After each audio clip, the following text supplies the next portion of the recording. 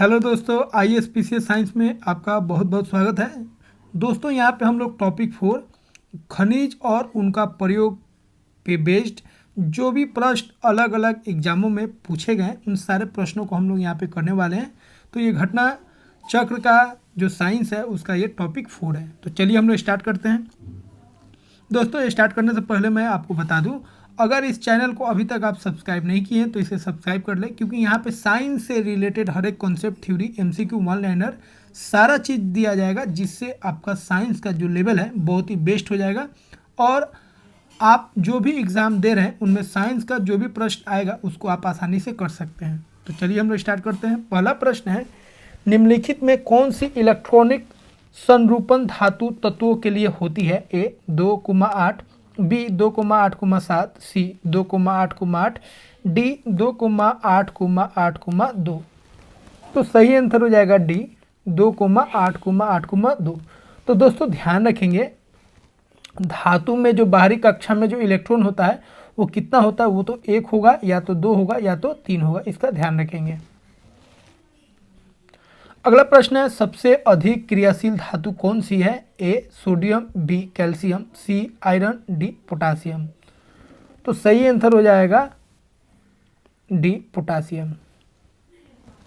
तो दोस्तों ध्यान रखेंगे, जो रिएक्टिविटी का जो क्रियाशील धातु होते हैं उनका जो ऑर्डर होता है उसको आपको ध्यान रखना है।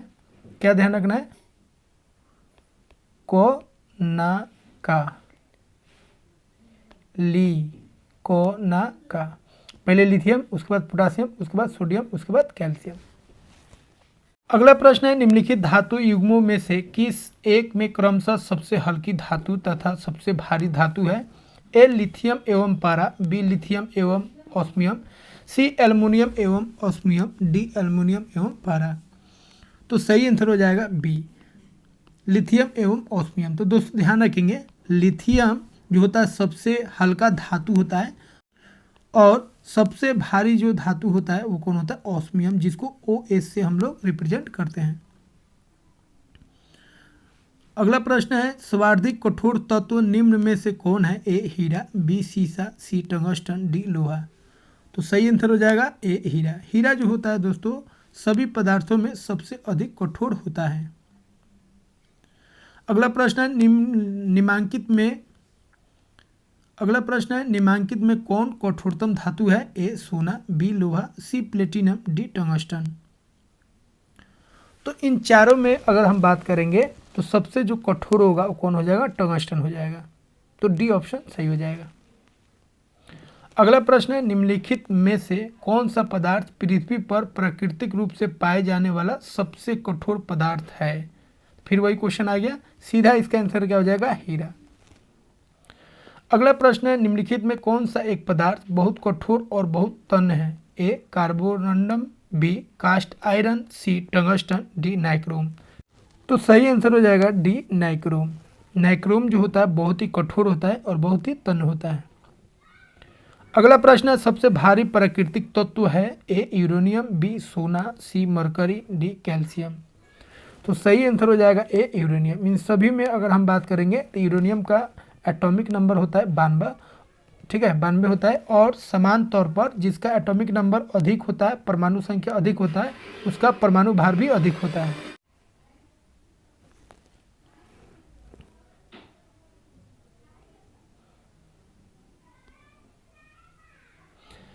अगला प्रश्न है, निम्नलिखित में सबसे भारी धातु है? ए तांबा, बी यूरेनियम, सी एल्युमिनियम, डी चांदी। तो यहाँ पे भी यूरेनियम सबसे भारी हो जाएगा। तो सही ऑप्शन हो जाएगा बी ऑप्शन यूरेनियम। अगला प्रश्न है, निम्नलिखित में से सबसे भारी धातु है? ए सोना, बी चांदी, सी पारा, डी प्लेटिनम। तो सही आंसर हो जाएगा डी प्लेटिनम। इसको आपको ध्यान से देखना है दोस्तों। यहाँ पे अगर बात करेंगे तो एटॉमिक नंबर जो सबसे अधिक होगा सोना का होगा, लेकिन सोना भारी ना होके कौन भारी हो जाता है? प्लेटिनम भारी हो जाता है, ठीक है, क्योंकि इसका डेंसिटी अधिक होता है। अगला प्रश्न है, हाल ही में खोजी गई विश्व की सबसे महंगी धातु है? ए एड्रोहेड्रल फ्लोरीन, बी कैलिफोर्नियम 252, सी ट्रिटियम, डी रेडियम। तो सही आंसर हो जाएगा बी कैलिफोर्नियम 252। अगला प्रश्न है खनिज ब्रैकेट मिनरल क्या है? ए द्रव, बी अकार्बनिक ठोस, सी गैस, डी उपरोक्त सभी। तो सही आंसर हो जाएगा बी अकार्बनिक ठोस होता है कौन? खनिज। अगला प्रश्न है मोती की रासायनिक संरचना है? A calcium carbonate, B calcium carbonate तथा magnesium carbonate, C calcium chloride, D calcium sulphate. तो सही आंसर हो जाएगा ए कैल्शियम कार्बोनेट। तो मोती का जो स्ट्रक्चर होता है, संरचना जो होता है वो कैसा होता है? वो कैल्शियम कार्बोनेट होता है। अगला प्रश्न है मोती के मुख्य अवयव है? ए कैल्शियम कार्बोनेट और मैग्नीशियम कार्बोनेट, बी एरागोनाइट और कांचियोलिन, सी अमोनियम सल्फेट और sodium carbonate, D calcium oxide और अमोनियम ऑक्साइड। तो सही आंसर हो जाएगा बी एरागोनाइट और कांचियोलिन। ठीक है। अगला प्रश्न है मोती मुख्य रूप से बना होता है? A calcium oxalate, B calcium carbonate, C calcium sulphate, D calcium oxide. तो यहाँ पे सही आंसर हो जाएगा बी कैल्शियम कार्बोनेट। अगला प्रश्न है माणिक और नीलम रासायनिक रूप से कैसे जाने जाते हैं? A silicon dioxide, B aluminium oxide, C lead tetraoxide, D boron nitride. तो सही आंसर हो जाएगा बी एल्युमिनियम ऑक्साइड। अगला प्रश्न है नीलम ब्रैकेट रूबी का रासायनिक सूत्र है? ए Al2O3, बी Al3O2, सी NO, डी NO2। तो इसमें सही आंसर हो जाएगा ए Al2O3। एल्युमिनियम ऑक्साइड को हम लोग क्या बोलते हैं? नीलम बोलते हैं। अगला प्रश्न है निम्नलिखित में से किस तत्व को मिट्टी के तेल में सुरक्षित रखा जाता है? ए copper, B sodium, C Mercury, D silver. तो सही आंसर हो जाएगा बी सोडियम। तो लिथियम को, सोडियम को और पोटासियम को हम लोग किस में रखते हैं? मिट्टी तेल में, क्योंकि ये बहुत ही रिएक्टिव होता है और यह हवा के साथ या पानी के साथ ये रिएक्शन कर सकता है और बहुत ही एक्सप्लोसिव होता है, इसीलिए हम लोग इसको किस में रखते हैं? किरोसिन तेल में रखते हैं।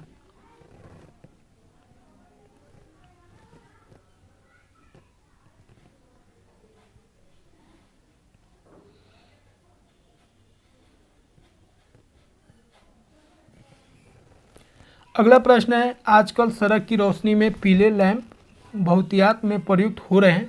इन लैंपों में निम्न में से किसका प्रयोग करते हैं? A sodium, B neon, C hydrogen, D nitrogen. तो सही आंसर हो जाएगा ए सोडियम। अगला प्रश्न है सोडियम वाष्प लैंप प्रायः सड़क प्रकाश के लिए प्रयुक्त होते हैं? ए ये सस्ते होते हैं, बी इनका प्रकाश एकवर्णीय और पानी की बूंदों से गुजरने विभक्त नहीं होता है, सी ये आंखों के लिए शीतल है, डी ये चमकदार रोशनी देते हैं। तो सही आंसर हो जाएगा बी। तो सोडियम वाष्प जो होता है, ठीक है, उसका हम लोग यूज करते हैं स्ट्रीट लाइट में, सड़क प्रकाश में, क्योंकि ये जो होते हैं एकवर्णीय होते हैं और पानी की बूंदों से टकराने के बाद यह विभक्त नहीं होते हैं। अगला प्रश्न है प्रतिदीप्त नली में सर्वाधिक सामान्यतः प्रयोग होने वाली वस्तु है?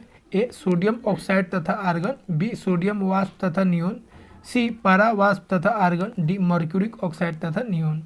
तो सही आंसर हो जाएगा सी पारा वाष्प तथा आर्गन का हम लोग इस्तेमाल करते हैं प्रतिदीप्त नली में। अगला प्रश्न है निम्नलिखित धातुओं में से कौन स्वतंत्र अवस्था में पाई जाती है? ए एल्युमिनियम, बी क्रोमियम, सी सोना, डी जस्ता। तो सही आंसर हो जाएगा सी सोना। तो दोस्तों ध्यान रखेंगे सिल्वर, गोल्ड और प्लेटिनम जो है ये तीनों को हम लोग बोलते हैं नोबल। क्या बोलते हैं? नोबल मेटल बोलते हैं। ठीक है, उत्कृष्ट धातु बोलते हैं। ये जो होते हैं ये स्वतंत्र अवस्था में पाए जाते हैं क्योंकि ये बहुत ही कम रिएक्टिव होते हैं, कम क्रियाशील होते हैं। अगला प्रश्न है सोने को घोला जा सकता है? ए सल्फ्यूरिक एसिड में, बी नाइट्रिक एसिड में, सी सल्फ्यूरिक तथा नाइट्रिक एसिडों के मिश्रण में, डी हाइड्रोक्लोरिक एसिड में। तो सही आंसर हो जाएगा सी सल्फ्यूरिक तथा नाइट्रिक एसिड के मिश्रण में। लेकिन एक्चुअल ये सही आंसर नहीं है, यहाँ पे आपको ध्यान रखना पड़ेगा HCl प्लस नाइट्रिक एसिड, इसके मिश्रण को हम लोग बोलते हैं एक्वा रेजिया। क्या बोलते हैं? एक्वा रेजिया बोलते हैं। और ये इतना स्ट्रॉन्ग मिक्सचर होता है जो यह सोना को, प्लेटिनम को भी अपने अंदर गला सकता है। ठीक है, और इसमें HCl कितना लेंगे? 3 यूनिट और HNO3 कितना लेंगे? 1 यूनिट। मतलब ये 3 लीटर लेंगे तो HNO3 आपको 1 लीटर लेना पड़ेगा। अगला प्रश्न है, शुद्ध सोना कितने कैरेट का होता है? ए 22, बी 24, सी 28, डी 20। तो यहाँ पे सही आंसर हो जाएगा बी 24। अगला प्रश्न है, अति मुलायम खनिज टाल्क ब्रैकेट सोप स्टोन मुख्यतः है? A manganese silicate, B sodium silicate, C sodium phosphate, D magnesium silicate. तो सही आंसर हो जाएगा बी सोडियम सिलिकेट। अगला प्रश्न है, निम्नलिखित में से किस पदार्थ में कैल्शियम विद्यमान है? ए चीनी मिट्टी, बी कोरंडम, सी जिप्सम, डी टैल्क। तो सही आंसर हो जाएगा सी जिप्सम। अगला प्रश्न है, चूना पत्थर का रासायनिक नाम है? A calcium carbonate, B magnesium chloride, C sodium chloride, D sodium sulphide. तो सही आंसर हो जाएगा ए कैल्शियम कार्बोनेट, जिसका फॉर्मूला होता है CaCO3। इसी को हम लोग चूना पत्थर बोलते हैं।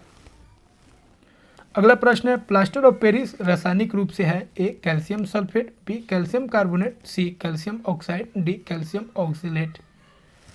तो सही आंसर हो जाएगा कैल्शियम सल्फेट। तो एक्चुअल में क्या होता है? CaSO4.12H2O, ठीक है। इसको हम लोग बोलते हैं कैल्शियम सल्फेट हेमीहाइड्रेट, ठीक है, हेमीहाइड्रेट, कैल्शियम सल्फेट हेमीहाइड्रेट। और ये किसका फॉर्मूला होता है? प्लास्टर ऑफ पेरिस का। और ये आता किससे बनता है? जिप्सम से बनता है। और जिप्सम का फॉर्मूला क्या होता है? CaSO4.2H2O। बस फर्क क्या है? यहाँ पे 2H2O और यहाँ पे क्या है? हाफ H2O, ठीक है। तो जिप्सम को गर्म करने पर क्या बनता है? प्लास्टर ऑफ पेरिस बनता है। एक निश्चित ताप पर गर्म करेंगे तब।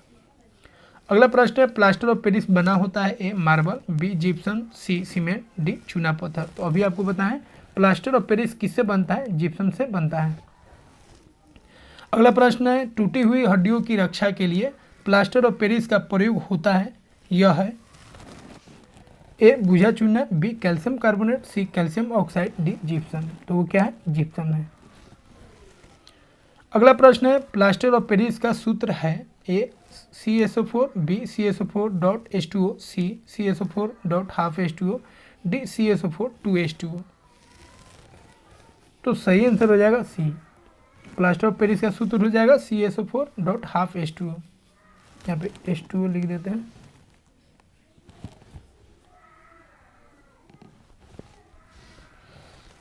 अगला प्रश्न है, डॉक्टर, कलाकार एवं मूर्तिकार कैल्शियम सल्फेट का उपयोग करते हैं, जिसका लोकप्रिय नाम है? ए कली का चूना ब्रैकेट अनबुझा चूना, बी चूना पत्थर, C bleaching powder, D plaster of Paris. तो सही आंसर हो जाएगा डी प्लास्टर ऑफ पेरिस। तो प्लास्टर ऑफ पेरिस से क्या होता है? जो हड्डी का डॉक्टर होता है वो प्लास्टर करने के लिए हाथ हो या कोई भी बॉडी का हड्डी फ्रैक्चर कर जाता है तो उसको ठीक करने के लिए, ठीक है, सेट करने के लिए प्लास्टर ऑफ पेरिस का इस्तेमाल होता है। पट्टी के रूप में उसको लगाते हैं। या मूर्तिकार जो होते हैं, कलाकार जो होते हैं, ये लोग क्या करते हैं? सजाने के लिए मूर्ति को और सुंदर और चिकना बनाने के लिए प्लास्टर ऑफ पेरिस का इस्तेमाल करते हैं। अगला प्रश्न है, मोनोजाइट किसका अयस्क है? ए जर्कोनियम, बी टाइटेनियम, सी थोरियम, डी लो। तो सही आंसर हो जाएगा सी थोरियम। तो मोनोजाइट जो है थोरियम का अयस्क है और है। अगला प्रश्न है, माइका है? ए उष्मा का चालक तथा विद्युत का कुचालक, बी उष्मा तथा विद्युत दोनों का कुचालक, सी उष्मा तथा विद्युत दोनों का चालक, डी उष्मा का कुचालक तथा विद्युत का चालक। तो सही आंसर हो जाएगा ए। माइका जो होता है वो उष्मा का तो चालक होता है, परंतु विद्युत का क्या होता है? कुचालक होता है। अगला प्रश्न है, निम्नलिखित में से किसका गलनांक सबसे उच्च होता है? ए ब्रोन, बी लोहा, सी सिलिकॉन, डी एल्युमिनियम। तो सही आंसर हो जाएगा ए ब्रोन। तो देखिए ब्रोन जो होता है अधातु होता है, लेकिन यह बहुत ही मजबूत होता है और इसका गलनांक जो है, मेल्टिंग पॉइंट जो है, बहुत ही अधिक होता है। अगला प्रश्न है, निम्न में किस उद्योग में अभ्रक कच्चे माल के रूप में प्रयुक्त होता है? ए लो और इस्पात, बी खिलौने, सी ग्लास और कुम्हारी, डी वैद्युत। तो सही आंसर हो जाएगा डी वैद्युत। तो ध्यान रखेंगे दोस्तों, वैद्युत के क्षेत्र में अभ्रक जो होता है इस्तेमाल होता है कच्चे माल के रूप में।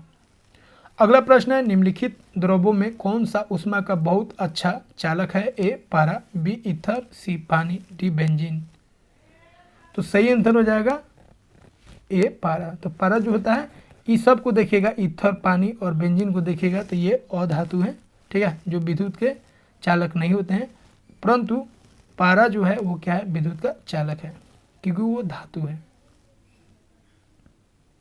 अगला प्रश्न है, निम्नलिखित में से कौन ऊष्मा का सर्वाधिक उत्तम चालक है? ए जल, बी पारा, सी बेंजीन, डी चमड़ा। तो यहाँ पे भी आंसर कौन हो जाएगा? बी पारा। अगला प्रश्न है, निम्न में से कौन सा ऊष्मा का सबसे अधिक कुचालक है? ए सीसा, बी तांबा, सी पारा, डी एल्युमिनियम। तो सही आंसर हो जाएगा ए सीसा। तो दोस्तों ध्यान रखेंगे, आप बहुत सारे जगह पे देखिएगा सीसा जो होता है सबसे अधिक कुचालक होता है, लेकिन घटना चक्र में इसका आंसर जो है पारा भी दिया है। ठीक है, तो सही आंसर सीसा ही होगा, लेकिन घटना चक्र पारा को दिया है, न जाने क्यों। अगला प्रश्न है, निम्न में से कौन जल के साथ बिल्कुल अभिक्रिया नहीं करता है? ए आयरन, बी मैग्नीशियम, सी लीड, डी एल्युमिनियम। तो सही आंसर हो जाएगा सी लीड। तो जल के साथ बिल्कुल अभिक्रिया कौन नहीं करेगा? लीड नहीं करेगा। अगला प्रश्न है, तब कोई प्रतिक्रिया नहीं होती है जब भाप गुजरती है ऊपर से? ए एल्युमिनियम के, बी तांबे के, सी कार्बन के, डी लोहे के। तो सही आंसर हो जाएगा बी तांबे के। अगला प्रश्न है, लोहा जिससे प्राप्त किया जाता है वह है? ए चूने का पत्थर, सी मोनेजाइट रेत, B pitchblende, D haematite. तो सही आंसर हो जाएगा डी हेमेटाइट। तो हेमेटाइट से क्या प्राप्त होता है? लोहा। अगला प्रश्न है, बॉक्साइट अयस्क है? ए लोहे का, बी तांबे का, सी एल्युमिनियम का, डी सोने का। तो सही आंसर हो जाएगा सी एल्युमिनियम का। तो एल्युमिनियम का जो अयस्क होता है कौन होता है? बॉक्साइट। अगला प्रश्न है, एल्युमिनियम धातु को प्राप्त किया जाता है? ए पिच ब्लेंड से, बी ग्रेफाइट से, सी अर्जेंटाइट से, सी बॉक्साइट से। तो सही आंसर हो जाएगा सी बॉक्साइट से। अगला प्रश्न है, निम्नलिखित में से कौन सा उद्योग बॉक्साइट को मुख्य कच्चा माल के रूप में उपयोग करता है? ए एल्युमिनियम, बी सीमेंट, सी उर्वरक, डी फेरोमैग्नीज। तो सही आंसर हो जाएगा ए एल्युमिनियम। तो बॉक्साइट जहाँ आएगा तो उससे कौन जुड़ेगा? एल्युमिनियम। अगला प्रश्न है, निम्नलिखित में से कौन सा युग्म सही सुमेलित नहीं है? A aluminium bauxite, B copper cinnabar, C zinc calamine, D iron hematite. तो बी ऑप्शन सही नहीं है, क्योंकि कॉपर जो होता है, ठीक है, कॉपर का जो अयस्क होता है वो सिनेबार नहीं होता है। सिनेबार कौन होता है? सिनेबार अयस्क होता है मरकरी का। ठीक है, तो यहाँ पे बी ऑप्शन गलत हो जाएगा। अगला प्रश्न है, निम्नलिखित में से क्या जल से हल्का होता है? A aluminium, B magnesium, C sodium, D manganese. तो सही आंसर हो जाएगा सी सोडियम। तो सोडियम जो होता है वो जल से भी हल्का होता है। तो दोस्तों इस तरह हम लोग टॉपिक 4 से खनिज और उनका प्रयोग जो टॉपिक है उससे हम लोग 48 प्रश्नों को हल किए हैं जो विभिन्न एग्जामों में पूछे गए हैं। ये बहुत ही महत्वपूर्ण चैप्टर है और इस तरह के क्वेश्चन बहुत सारे एग्जाम में आते हैं। तो आशा करते हैं दोस्तों यह वीडियो आपको काफ़ी अच्छा लगा होगा, और अभी तक आप इस चैनल को सब्सक्राइब नहीं किए हैं तो इसे सब्सक्राइब कर लें, क्योंकि यहाँ पे आपको सब चीज़ मिलने वाला है जो साइंस से रिलेटेड है और हर एक चीज़ आपको दिया जाएगा जो एग्ज़ाम में आता है। तो मिलते हैं दोस्तों अगले वीडियो में एक नए टॉपिक के साथ।